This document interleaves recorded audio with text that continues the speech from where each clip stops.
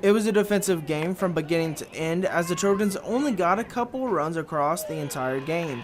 Meanwhile, freshman Leanna Johnson was dominant again for the Trojans as she struck 4 out, only gave up 2 hits, and gave up 0 runs as she led Troy to a 2-0 victory.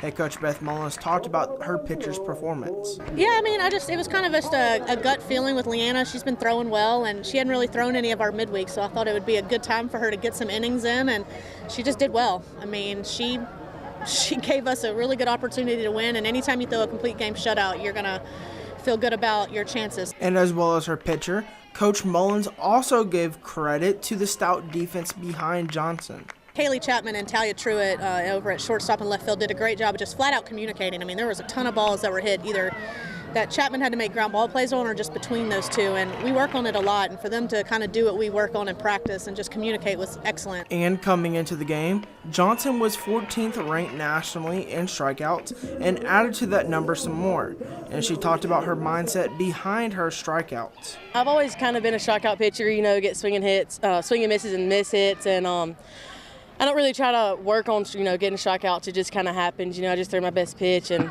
that's just what happens. But, it feels good when you send someone back to the dugout. Johnson and the rest of the Trojans will be back in action this weekend as they take on the UT Arlington Mavericks at home. Seth Carpenter, Troy, TrojanVision Sports.